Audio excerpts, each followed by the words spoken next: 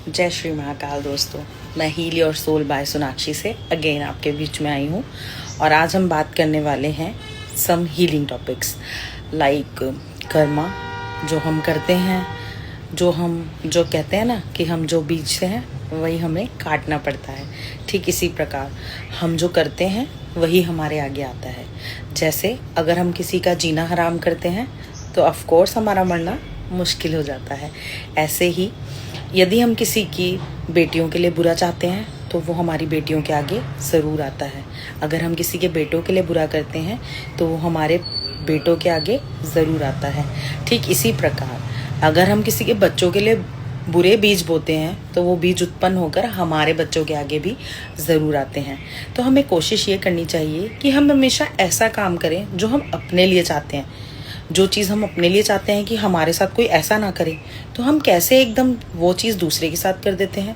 हम अपने लिए तो सम्मान चाहते हैं, चाहे हम एक स्त्री हैं या पुरुष, पर जब बात दूसरे को सम्मान देने की आती है तो हम बदल जाते हैं। दूसरे के लिए हमारा सोचना कुछ और होता है और रूल्स कुछ और होते हैं, लेकिन जब बात हमारे ऊपर आती है तो हमारे रूल्स, हमारा सोचना और हमारी थिंकिंग डिफरेंट चेंज हो जाती है।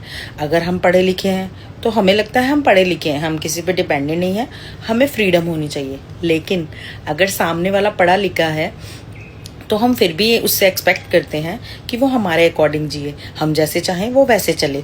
और अक्सर हम ये चीज़ें परिवारों में देखते हैं। तो आप कोशिश करें कि जो आप अपने लिए नहीं चाहते वो आप दूसरे पे भी ना थोपें।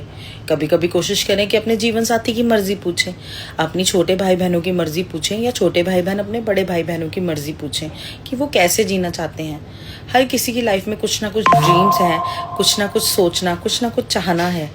आप उनके लिए कुछ नहीं कर सकते तो एटलीस्ट उन्हें अपने ड्रीम जीने से आप ना रोकिए। कोशिश करिए कि वो अपने ड्रीम जी सकें, और उनके बहाने कल को वो मौका देंगे कि आप भी उनके अपने ड्रीम्स जी सकें।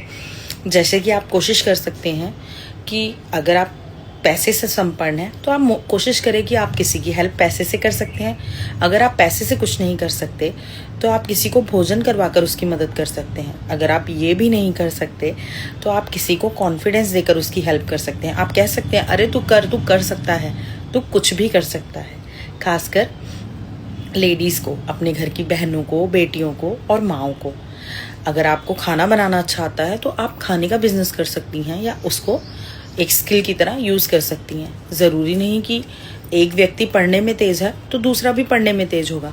भगवान ने हर किसी को कुछ ना कुछ अनोखा दिया है। कोई पढ़ने में तेज़ है, कोई खाना अच्छा बनाता है, किसी के संस्कार बहुत अच्छे हैं, किसी को बात करना बहुत अच्छे से आता है। मैंने अक्सर पढ़े लिखे लोगों को अनपढ़ों की तरह बातें करते देखा है, और अनपढ़ लोगों को पढ़े लिखों की तरह समझदार चीज़ें करते देखा है। तो आप ये जज नहीं कर सकते कि वो बहुत पढ़ा लिखा है तो बहुत समझदार है, और आप ये जज नहीं कर सकते कि वो बेचारा बिल्कुल पढ़ा लिखा नहीं है तो उसे किसी बात की अकल नहीं होगी। ठीक है, ये हमें हमारी ज़िंदगी के अनुभव सिखाते हैं। कई लोगों को बहुत छोटी उम्र में बहुत बड़े बड़े अनुभव होते हैं, और कई लोग जिन्होंने कुछ देखा ही नहीं, जिनकी लाइफ में मुश्किलें आई ही नहीं, जो किसी बात से गुजरे ही नहीं, उन्हें पता ही नहीं, वो बूढ़े तो हो जाते हैं लेकिन उन्हें ये पता ही नहीं कि लाइफ में फैसले किस प्रकार लेने हैं। उन्हें लगता है जो हम चाहते हैं वो सही है, जो हम कर रहे हैं वो सही है। क्यों? क्योंकि हम बूढ़े हैं, हम बड़े हैं, हमारा एक्सपीरियंस है। बट एक्सपीरियंस पाने के लिए आपको लाइफ में उन चीज़ों से गुजरना तो चाहिए। जिस चीज़ से आप गुजरे ही नहीं, आपको उस बात का एक्सपीरियंस कैसे होगा? जिस दर्द से आप गुजरे नहीं, उस दर्द का एहसास कैसे होगा? इसलिए जब सामने वाला आपको अपना कोई दर्द, परेशानी, तकलीफ बताता है, चाहे वो आपसे छोटा है या बड़ा, आप कोशिश करें कि आप खुद को उसकी जगह रखें और सोचें कि हाँ, उसे कितनी तकलीफ होती होगी, और कोशिश करें कि उसके लिए हमेशा तत्पर रहें, उसके साथ खड़े रहें।